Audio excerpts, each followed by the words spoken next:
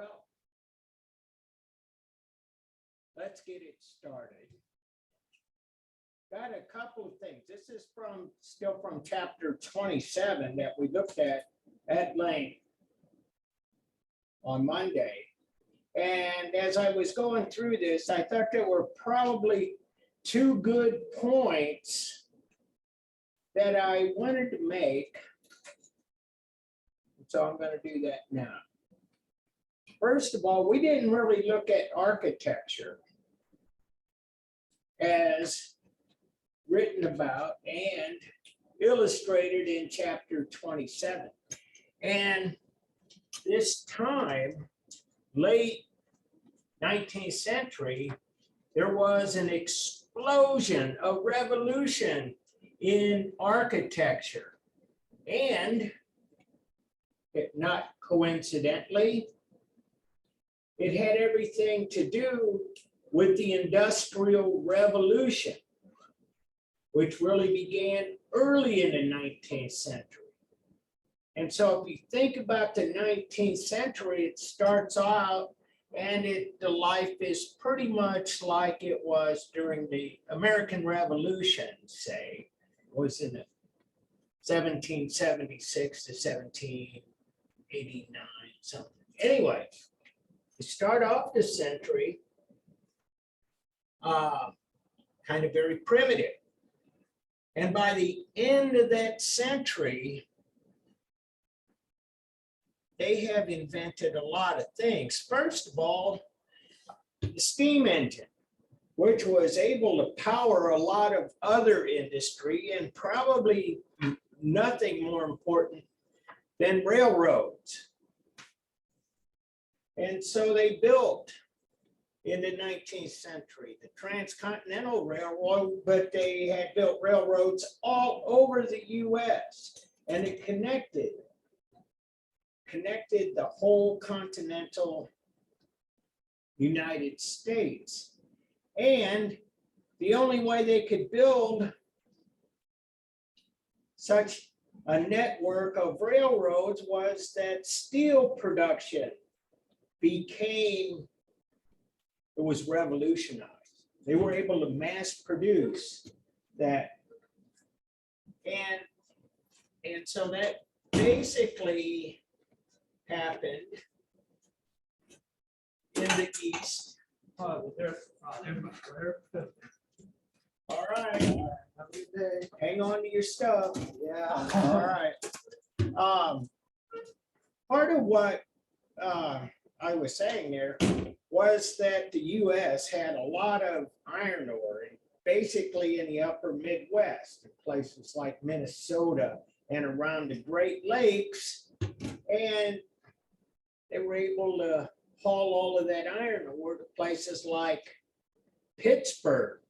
And if you ever wondered why their football team is named the Steelers, that's where Andrew Carnegie founded U.S. Steel. And they refined steel. They made it stronger. They made it much larger quantities. And it enabled a lot of architects to build things in a way that they never could before. One such engineering architectural feat is this, the Brooklyn Bridge. They still use it. It's revolutionary. And basically it is held up by a system of cables. And the cables have to be extremely strong to be able to put something like this together, but they figured out how to do it. And was high quality steel.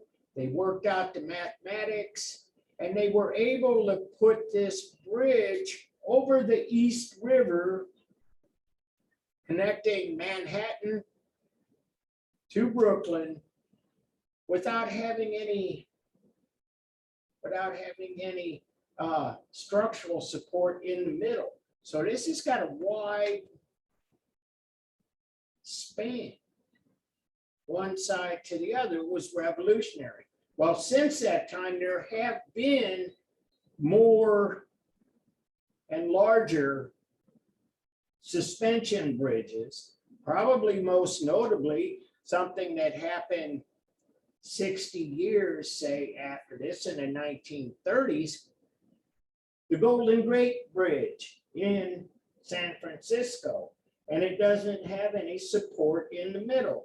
It's all held up by two supports, one on each side of the, as this is, the East River in San Francisco on both sides of the bay. And so anyway, this was high tech.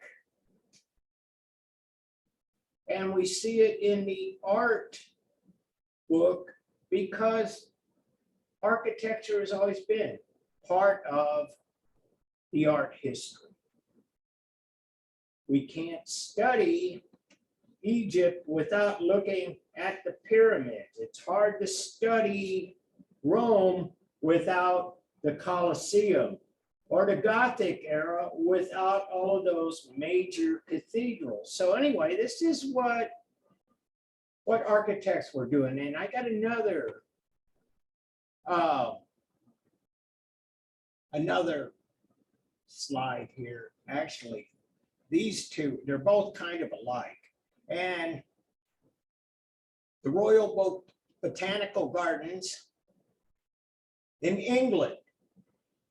And basically what they were able to do is to put together a structure so strong that they could have walls that were panes of glass. They didn't need stone walls to hold up the building. And so this is the Palm House. This is the Crystal Palace. Same era in England. This was commissioned by Prince Albert, and you can see mid-century, 19th century. And this is a lithograph. This had undergone some damage, rebuilt, damaged again, and so on. But at any rate, architecture changes because the technology changes. And that's really what I want you to know, because we're going to look at the next chapter and see some more examples.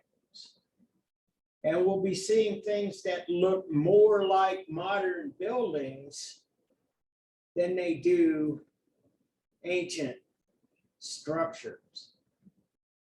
And so I talked to you a little bit about this Daguerre, the advent of photography, and this is 1837. It's an early photograph, and it's called a daguerreotype.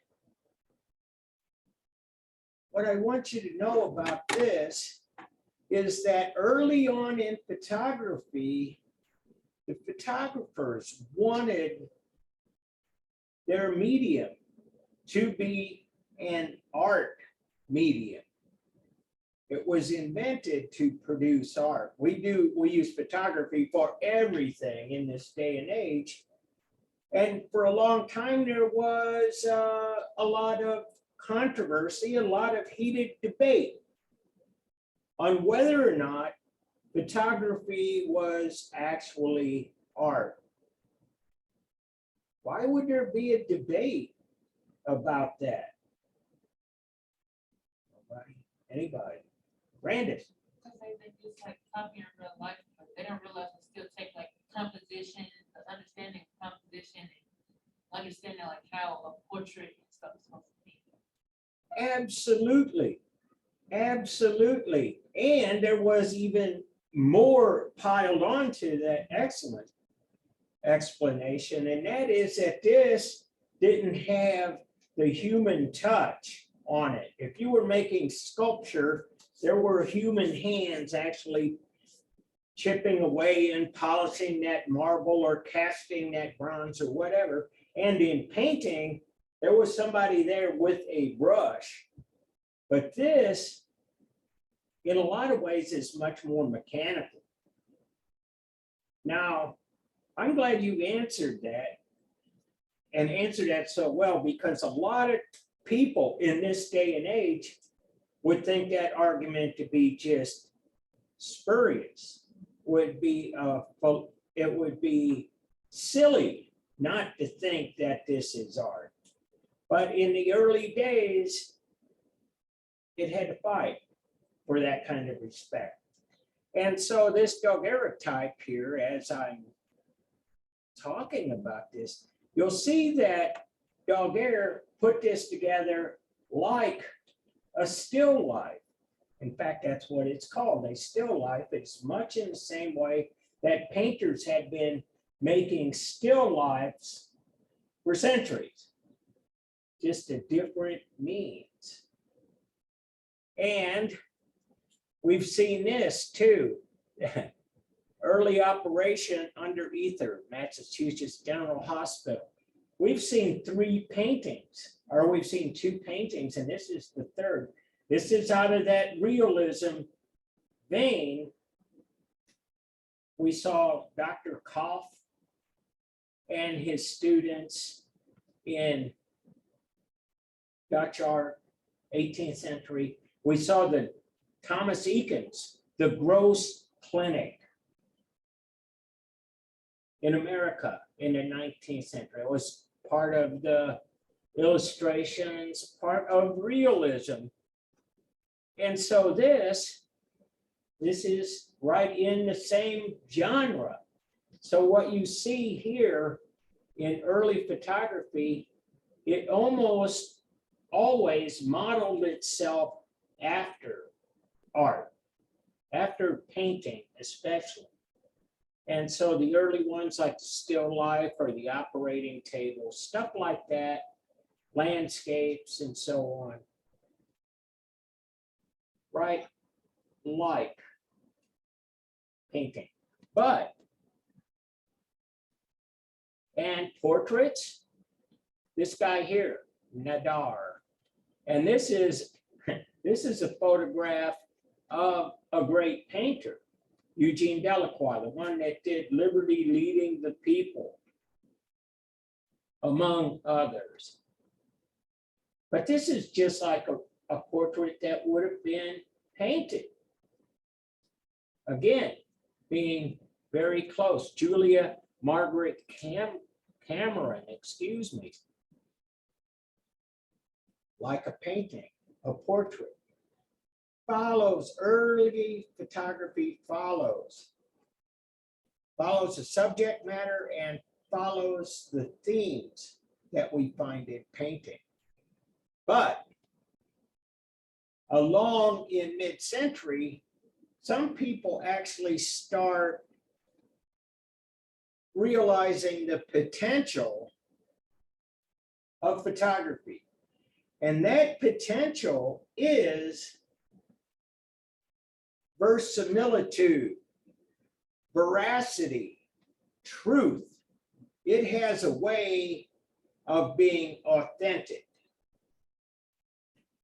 And so this is Timothy O'Sullivan, A Harvest of Death at Gettysburg, Pennsylvania, a famous battle in the Civil War, and all of the dead soldiers still lying about on the battlefield. And this is Timothy O'Sullivan. There was another guy named Matthew Brady, and they took photos of the Civil War. Well, this was met with a lot of different opinions. One, a lot of people didn't like these pictures coming back and seeing the dead bodies. They thought it was disrespectful of the dead. There's another aspect to this too. How many, I want to put this in the 2022 context here. How many of you have been following the war in Ukraine? Yeah, little, kind of a lot. Yeah, good show of hands. It's kind of hard not to see it because it's all over the place. And I've been following it too, by the way. And one of the things that some of the pundits, some of the analysts have been talking about is that the Russian people are going to really turn against that war when they start seeing their relatives, their sons and daughters, coming back in body bags. When you have graphic evidence that makes you come to grips, that'll make you deal with the tragedy of war, that'll really shake you. That'll shake you right down to the bone. And this is why, at least at the time, this kind of photography was met with a lot of derision, actually. Don't be sending us pictures of our dead sons and daughters on the battlefield. That's disgusting. But they did. There's another aspect to this too. They had some pictures they sent back of soldiers on both sides, Confederate, Union, but they would be more like portraits. You know, some General Grant on his horse, or a bunch of generals standing around, Abe Lincoln stuff. But at this time in 1863, the technology for photography wasn't fully developed. Pun intended. Oh, hey, got that one in. The issue with photography was this. The way that they did photography, and they typically had a pane of glass covered with silver nitrate, which is a photo sensitive chemical. And they put it in this black box, the camera, and it required a long exposure time. They didn't have anything that was extremely photosensitive. Now, this is photosensitive. It's just takes a millisecond. Boom, you got it. You got the picture. But this took a long time. So dead soldiers on the battlefield could be photographed, where a live battle, people were moving way too fast and would just saying. By the way, wanted to ask you about this.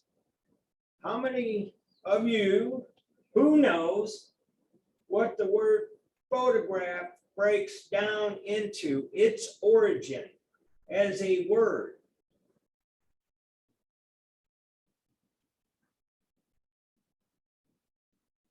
Okay, let me tell you. See, that's why I get to teach. I tell you that stuff. Anyway, what it means is this. It means light drawing.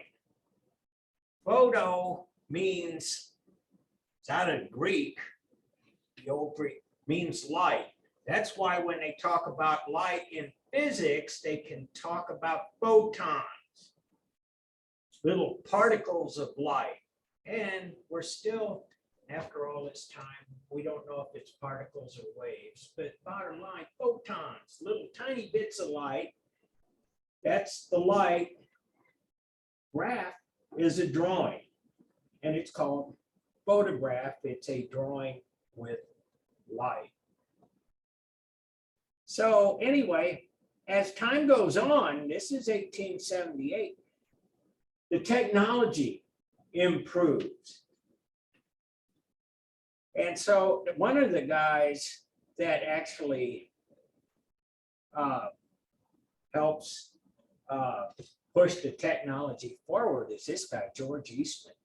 And he's the founder of Eastman Kodak, which for a long time, they were like the premier filmmakers, camera makers in the US. They revolutionized photography. And so when that photography could be done with very short exposure times, a lot of people started using it as a scientific instrument. And this particular one, and this guy here, Edward Muybridge, and we see his photos as art today, but he was actually something of a scientist more than an artist. And what he did here was take a sequence of photos of a guy riding a horse galloping, obviously. He took these photos to settle a question of whether or not a horse, while galloping, would have all four hoofs, feet, legs off the ground. And if you see this frame and this frame and this frame, you'll see it does. All four come off the ground during the gallop. That may seem kind of weird, but typically a horse galloping happens so fast that the human eye could not really see if all four hooves were off the ground at any one time. So we use this as a scientific measurement. Click, click, click, click. He won the bet, by the way. He said they did. But it was hard to imagine that something as big and as heavy and as fast moving animal with a rider on its back could actually be suspended momentarily for a brief millisecond off the ground. So anyway, photography comes into its own. And those architecture photography, I thought were important enough to talk to you about. And before we go to chapter 28, I want to make sure I got the right share here. Yes, I do. I want to talk to you about this because I just published this. This is going to be our big research project for the second half. You guys wrote a paper, short 5-page paper, first half. It's open now, and I want it before April 17th at midnight because we're going to present these on the 18th and 20th. So we got a month here, roughly speaking. And what I want you to do, I got to show you this. Narrated PowerPoint presentation. Let me see. Got to make sure.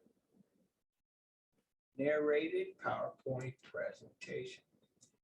Let me make sure I got the right screen share. Yeah, we're good. Okay, I have this as a PowerPoint here too. And so this is the purpose, develop research skills. Well, you guys have been doing that on the first part of this course. So you had to find peer-reviewed sources. You guys have copied abstracts. You guys wrote papers with bibliographies and stuff. So you're ready for this. But this has another layer. Speaking, narration. And so there won't be as much in the way of verbiage because it's going to be a narration, not a written paper. And so anyway, but you will demonstrate knowledge and comprehension about what this work is. And this will, I hope, serve anybody that you may have, maybe a future employer, maybe something. But PowerPoint skills are going to be huge. It is the way we communicate. Why, back when I was your age, we didn't even have PowerPoint. Well, we didn't even have computers, so, just saying. But PowerPoint, it has persisted as one of the main ways of communicating. That's how I've been doing all of this course is PowerPoint presentations. These are PowerPoint. So anyway, here are the specifications. I want it to be 7 to 10 minutes. I want you to have a bibliography slide at the end. I want you to have the PowerPoint with maps and images of the subject. So not just one slide of the artwork, maybe some detail slides, maybe some other kinds of artwork that compare to your subject. I got some examples to show you. And I want you to take your narration and put it into words and provide a transcript, which should be kind of easy. As a matter of fact, I think it should help as a tool to kind of figure out what you want to say on your PowerPoint. So that's it. Here's the subject matter. Painting, sculpture, or architecture. Oh, I should be after 1400. I didn't, shoot. I mean, after 1400, I'll change that. I changed a bunch of other stuff. What I want is something from the book that we're using, which covers 1400 to the present. And so I want you to talk about the time, the place, the purpose of the work. And hopefully I've been modeling that for you. I just told you about Edward Muybridge and the bet about would the horse ever have 4 hooves off the ground at one time. If you did the research, you'd find out who the bet was with and how much did he win and blah, blah, blah. But that is the purpose of the work. Power, that may or may not play into your work, your presentation, your subject matter. But what I mean by power is this. If you take work prior to the 19th century, there's usually some underlying power, usually a force of some sort, guiding, directing, commissioning, paying for this work of art.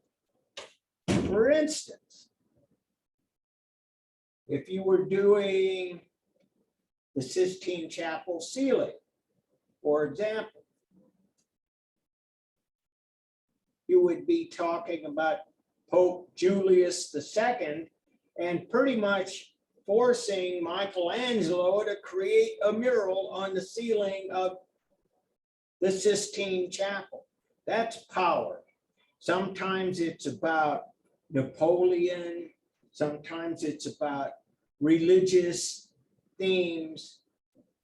Sometimes it's about wealthy people. Sometimes power won't be quite as obvious.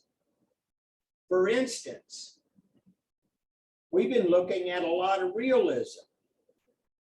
Ordinary people doing ordinary things. So where would the power be in that?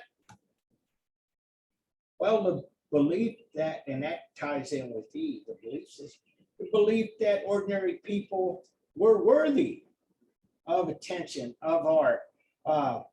And as I said the other day, we have a lot of concern across Western culture for the everyday people and how they're treated. And so this is what I was talking about, the abolition of slavery, for example, the extreme abuse of people, and the idea that workers, especially like miners and people, they were getting killed, worked under extremely dangerous conditions, died young of black lung. So we have union organizers because everyday people are paramount there. And so people like Damier with Rue Transnonia, that's about that. It's about union organizing and about the resistance to that. And so anyway, and I talk about formal analysis, and we've been through that already, but I put that link up there. Finally, legacy. And what I mean by that is what happened after your work. Had it inspired other artists? Or has this thing become legendary? Talking about the Sistine Chapel ceiling, the legacy is this: it is looked at today as one of the great works of Western art. And if you were doing the Sistine Chapel ceiling, you could talk about the restoration that occurred in the 1990s. As a matter of fact, funded by the Mitsubishi Corporation of Japan as a humanitarian concern. They said, we'll fund the restoration. This thing is much too valuable and much too important to let deteriorate. And it was in a very poor state. It took them a long time. And if you're doing that in your PowerPoint, you would probably have some before and after images. Just saying. But that's what I'm looking for. And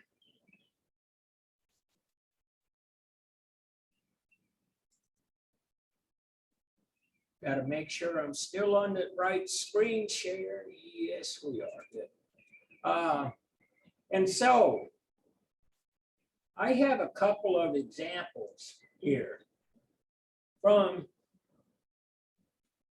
other semesters. These guys did Stonehenge, and these guys did the Dome on the Rock. And they're kind of different, but I think they serve as both as pretty good examples in their own way. One of the differences this semester is that both of these PowerPoint narrations were done by two individuals collaborating. I had to ditch that for a couple of reasons. One is that I had some examples of one person doing all of the work and the other one not showing up. And the person doing the work is saying, I didn't have any help, you know. So anyway, that idea has gone out the window. But let me play these for you. And so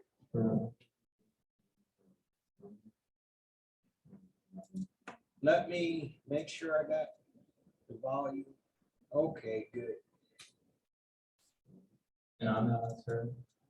Can you guys hear that at home? Can you guys hear that?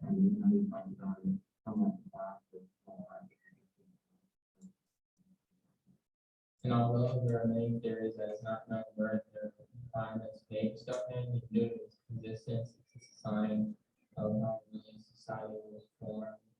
And you can see many different artifacts that are found at the site and were buried in foot. And I really believe Stonehenge.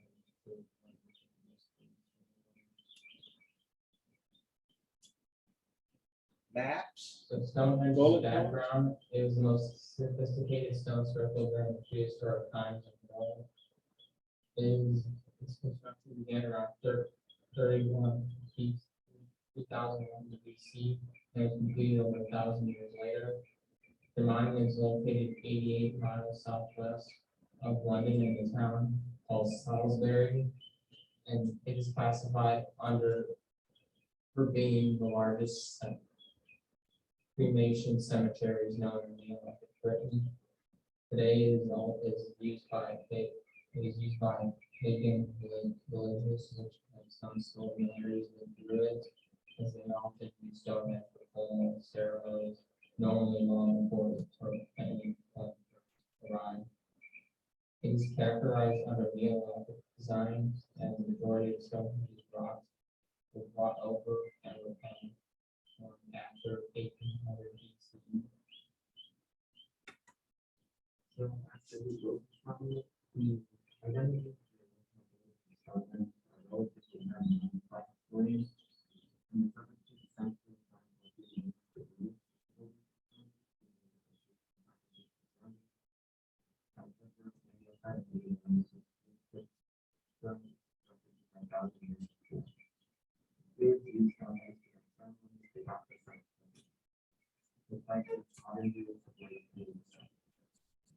more likely than so.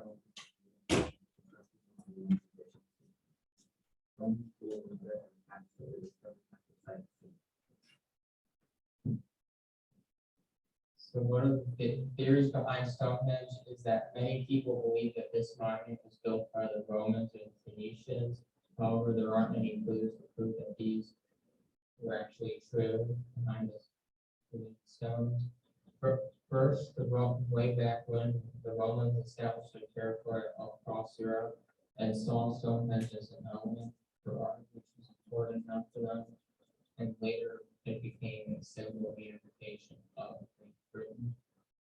Today, it is seen as a popular tourist site as for people to look at these massive ancient rocks formed in a circle that's to tell which theories they really want to believe behind the story. Another theory was it was a hyper illusion where there would be points where two pipers were playing music, the sound waves would cancel each other out, creating spots, causing the sound to lessen. Stonehenge was claimed to be built at the direction of and responsible for bringing the stone. The village were priests of the three Catholic tribes, and there is a stick for almost over 300 years.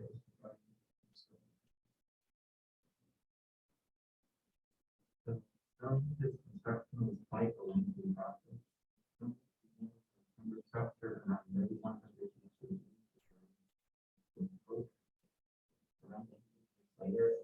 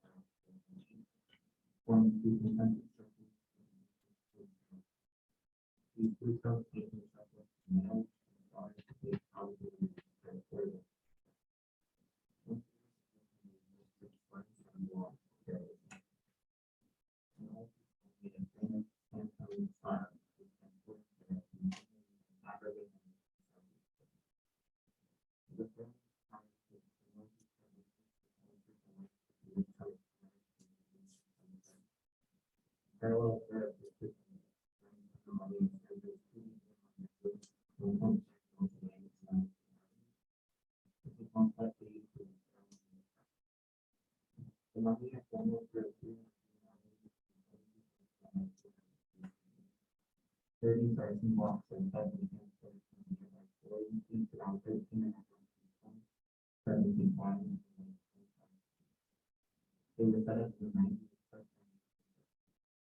Very smaller person walks were paid for on the five more people on the face inside the circle. These stones were arranged multiple times and actually forming a work suit and years of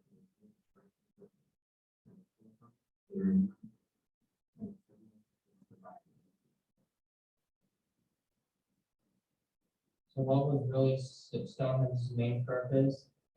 According to many historians, the monument was seen as a solar calendar, and it was to mark the movement of the sun along with the two solstices, the winter and the summer. The presence of human remains suggests that Stonehenge could have served as an annual burial ground as well as ceremonial complex for the temple of the people who were deceased. Most people and historians saw it as a place for healing for those who were sick. As we can see, Stonehenge is not visited by many people across Korea because of the expansive size, stones, and the stores that are pulled behind it. According to Parker Pearson, he suggests that the Welsh tombstones were the first to be put in place at Stonehenge, and that was the monument that they came from that was really important. Stone was considered to be ancestral symbol for Western Britons.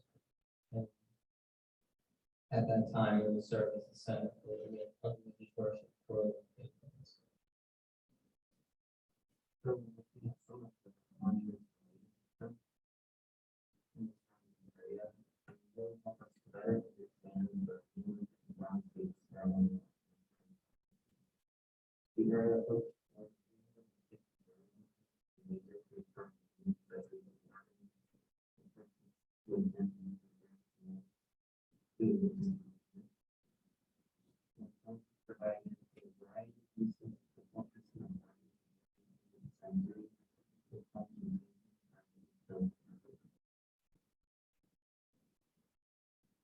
And here below are cited sources for more information where we got from. Thank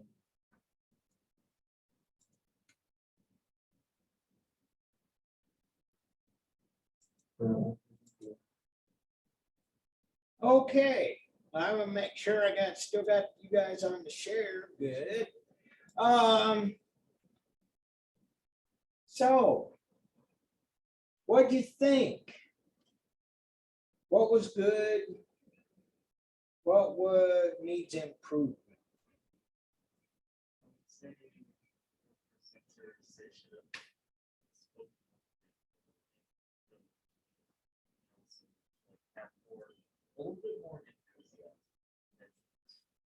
Yes, I would agree with that. I think that's probably the biggest takeaway that I have from is that you really, when you do this, you got to play it back and listen to it and make sure you have the proper enthusiasm. And sometimes it's a matter of your computer not having a good microphone, or you're sitting back too far from it, or whatever, but absolutely.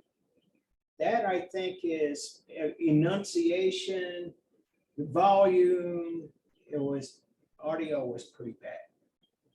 There were some good things though, I think, that need to be pointed out. And one was 7 minutes and 56 seconds. It's right in that sweet spot at 7 to 10 minutes.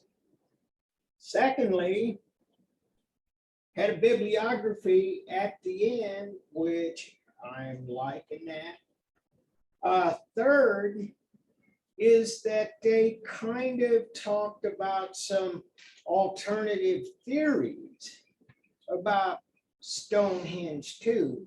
And that kind of information comes from research, but the idea of having multiple theories on the origin of a work, that's kind of more for ancient artwork and architecture. Most of what we're looking at is authentic. We know who did it. We got the documentation. But there is a lot of ancillary information too. Somebody wrote here about the Mona Lisa. And they talked about the relationship of Da Vinci to the subject matter and who that woman was and so on. Stuff like that.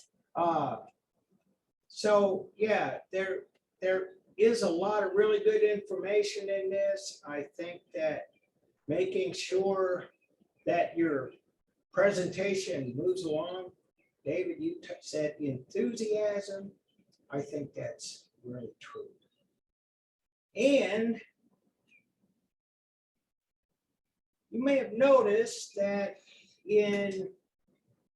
from time to time in this course, I have relied on Khan Academy videos. And that is really where I got the idea for doing something like this. In the Khan Academy videos, they typically have two people speaking. One will say something, the other will add to it or rebut and so on. But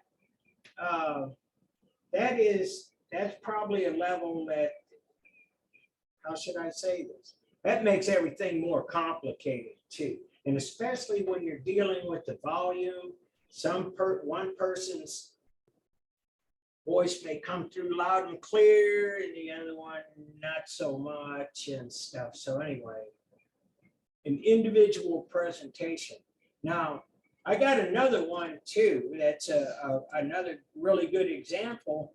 But you see, they sent this in as PowerPoint, which you can do. But I put in here the steps here for making it an MP4. And so you get this, here it is. I call it up and this is the name of it, and it is a PowerPoint presentation. Second slide.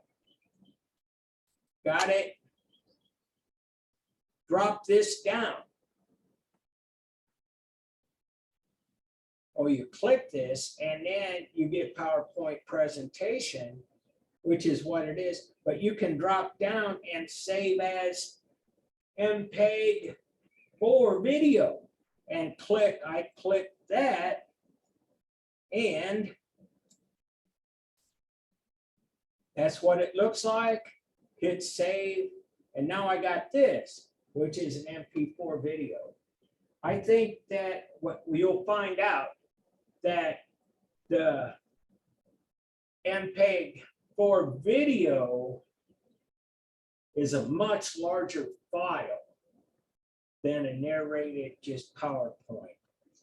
And that is why I'm asking you to send your finished product as an email attachment. The email Outlook will let me have those large files. Canvas does not like submissions that size. I found that out the hard way. I was getting students saying, I try to submit, but it keeps bouncing back. Well, Canvas does not have the storage space for all of this. So send it to me via email and I'll take care of it from there. The other reason I want it to be an MP4 is that if it's a video, you can load that on anything. People don't have to have PowerPoint to see it. You can put it on YouTube if you so care to do so. It's more universal that way. David? Are we just able to like record or Yes, yes. As a matter of fact, I got this. Maybe I should go. How much time we got? This is a support how-to video.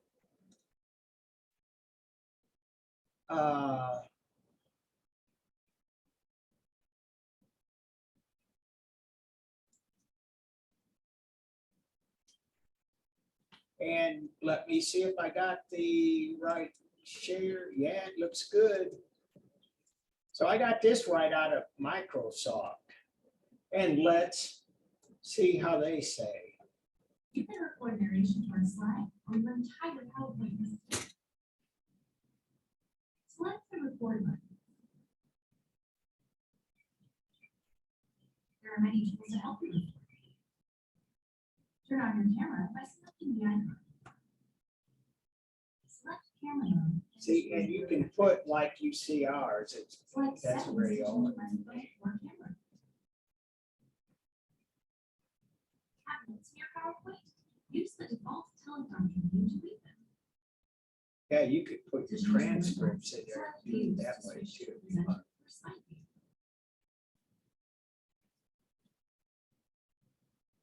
When you're ready, select record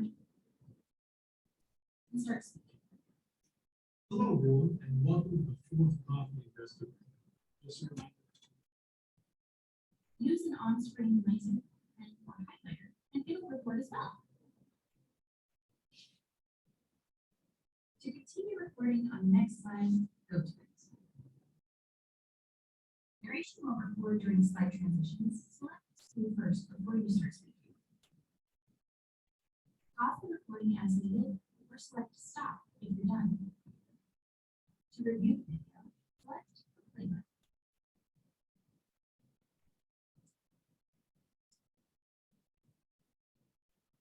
Not good enough? Select repeat to record again. On When current you're done, slide or all select slide? Export video. Then view and share your video. And anytime you need more things, go ahead and hit the tab.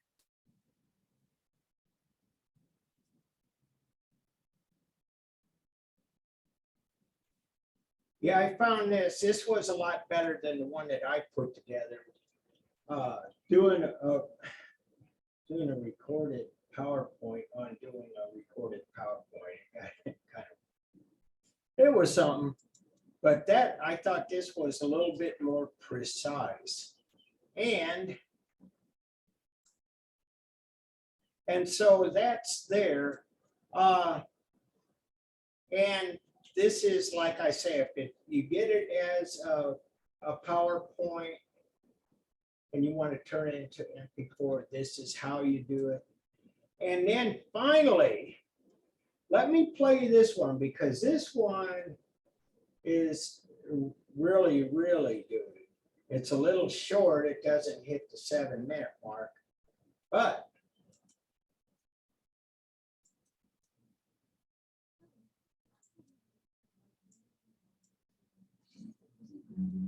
I'm gonna.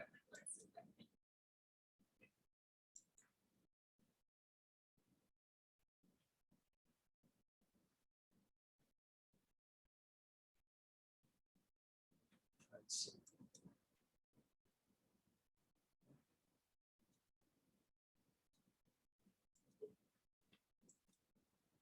Yeah, that's what I'm looking for. There we go. And this one.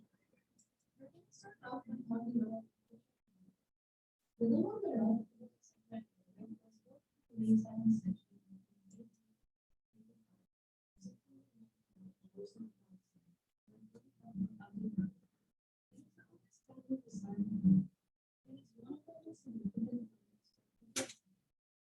and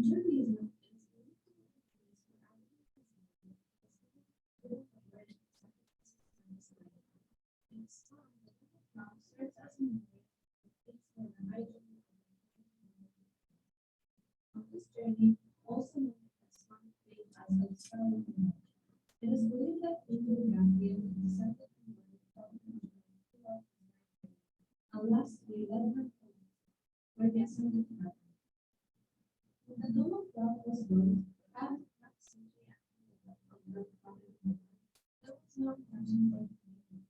The architectural design of the design was it was built as shown for the its outstanding architecture was a book of analysis, as the name suggests, Dome of the Rock is a structure that surrounds a rock that or something like extended to heaven. The rock is surrounded by two ambulatories, or walking space. The rock itself has a protective rim, and there is a stairway that leads into the cave underneath the rock. In addition, an octagonal exterior wall surrounds the rock. Each of the 8 sides are 60 feet wide and 36 feet high. The row of columns in the center of the mosque is composed of 4 piers and 12 marble columns. And atop sits the double-layered dome, which is over 20 meters in diameter. The entire monument is set on a horizontal platform, which suggests a feeling of repose and gives the mosque all space and noise. Let's take a look at the inside. The spiritual atmosphere is created by the soft light that shines in through the filled windows of the dome, as well as the exterior walls. This light reflects onto the golden mosaics that stand in the interior of the columns. The vertical lines of the columns communicate a feeling of extending towards the sky and heaven.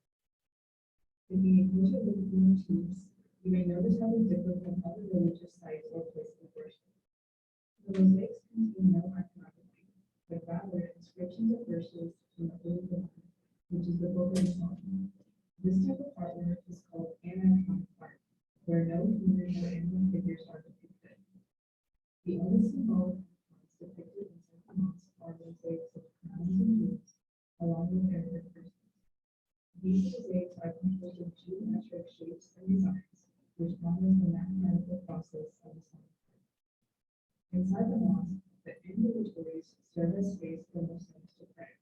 Underneath the rock, there is a natural cave where there is also prayer space for worshippers. Lastly, let's take a look at the outside. The first aspect that touches a viewer's eye is the dome of the mosque, which is layered with real gold. The vivid blue tile mosaics are made from ceramic tile, and they decorate the upper half of the mosque beneath the dome. Both the dome and the exterior walls contain many windows. The interior and exterior of the structure are decorated with marble, mosaics, and wood glass.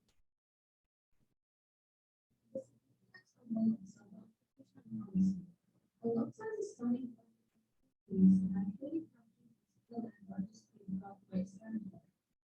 Through intricate Arabic and English, the dome of the rock is marble and glass.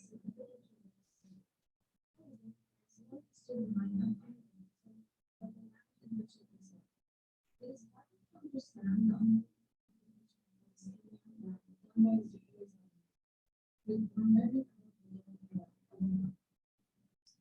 This past year, Israeli forces attacked innocent Palestinian protesters outside Dome of the Rock, and in addition attacked worshippers inside the mosque as well. They used rubber bullets and tear gas, injuring at least 47 Palestinians. This was all done shortly after agreeing to a peace treaty, which they violated at a holy site against innocent civilians. The ongoing oppression of Palestinians has been happening since 1948 and has since caused immense suffering of Palestinians where they are forced and deprived of their human rights. And here are our sources for these articles. And a picture of a cat too. Hey. We do cats. So.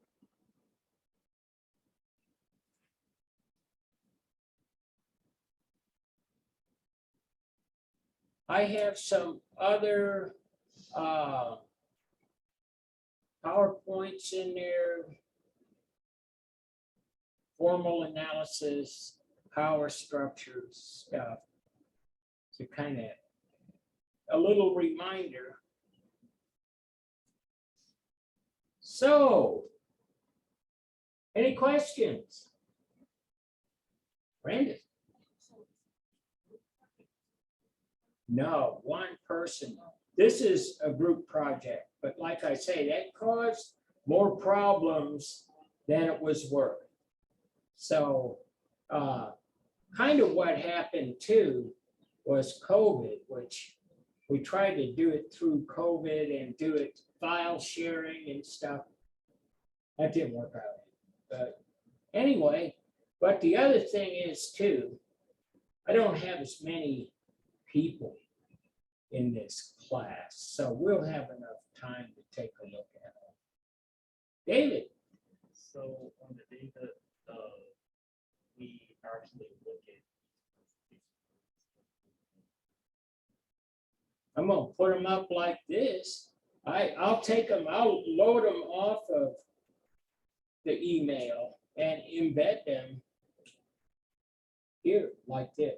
Oh, So just the same way I was able to play these, I'll play yours.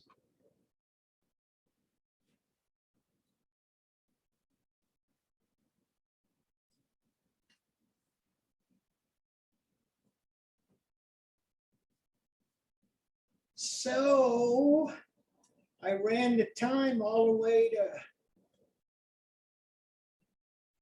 6:04.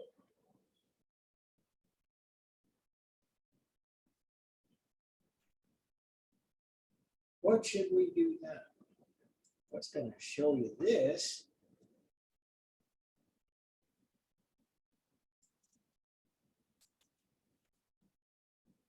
Let's see if I got the right share. Yeah. Let me just give you a little preview of what we're going to look at next week. Impressionism, post-impressionism, symbolism, Europe and America, late 19th century. And here's the map, kind of always a good thing. So, Impressionism.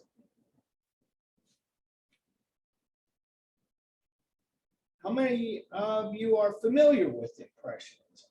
Brandis, some? Yeah. Mackenzie's doing this. That means kind of. Okay. Well, here's, we'll take much of a look at this. We'll go into it deeper next week. But I want to kind of point out something here. This is huge. This is game changer. This is inflection point. And so I've been talking about how this stuff we looked at in chapter 27 was the beginnings of modern art. And different people put it at different places.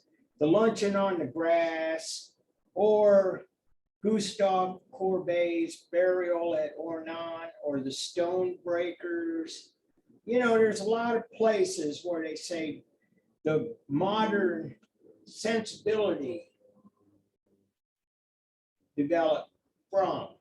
Now, one thing that was common for everything that we've seen up to this point, and you can almost bet on it. You can write it down. It becomes kind of a benchmark by which you would judge the art. And that is, how real is the artwork, the painting or the sculpture? How does it look real? Now, there's been people like Courbet that started to challenge some of this, as he famously said, and we saw in the video, show me an angel and I'll paint an angel. He said that's not real, you know. But the idea from the very beginning was to create a more believable illusion in sculpture and in painting. And so we see a 150 year explosion where they were going from being kind of clunky and kind of primitive to developing things like linear perspective and chiaroscuro, you know.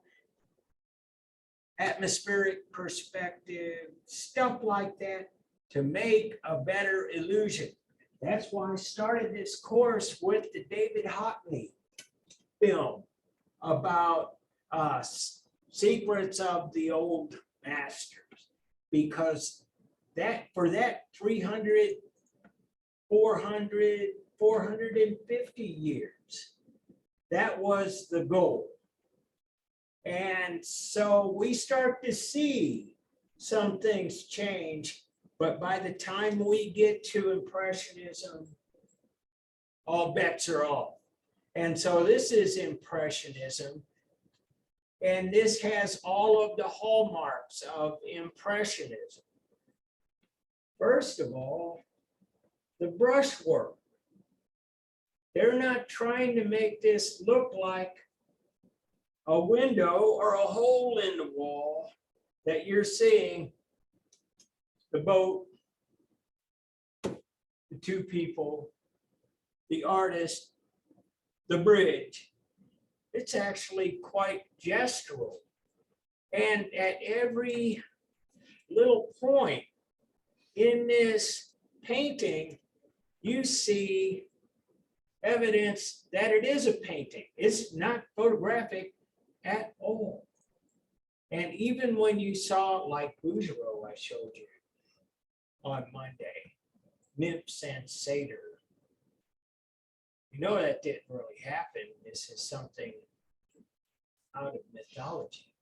But the figures were well polished. They looked real. Verisimilitude, veracity, truthfulness. Everybody, that's what they did. And so these guys, at this point, they're off the reservation. That's not really the point anymore. And a lot of people that had problems changing their mindset about what they expected from art dismiss this as being not reality. Of course, it's not reality. It's just somebody's impression of reality. That's what the origin of Impressionism was. It was a derogatory term. And they made fun of these artists. Hey, you think we could get Manet a pair of glasses so he could see better and paint better? And so that was kind of the way it was. But these guys, these artists were doing something very different.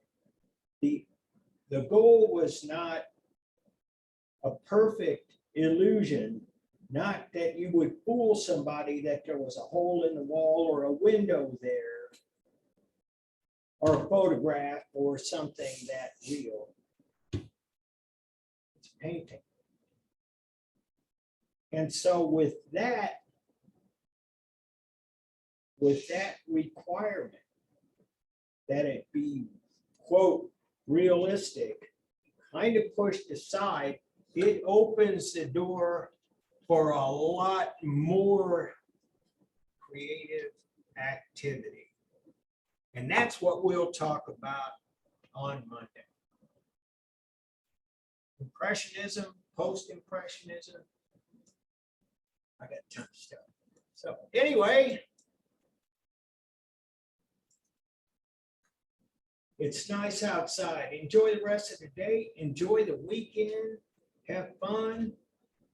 Make sure you get me quiz 3 before Sunday night, because I really want to see what you find confusing, odd, troubling, weird, whatever.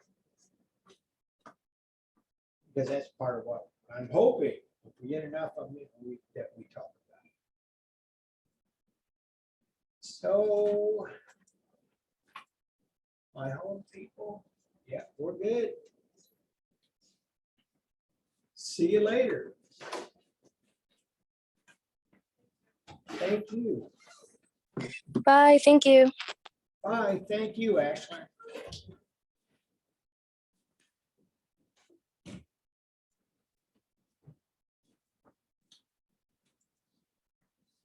I have a few questions about the subject matter portion of the Oh. project. Yeah, sure.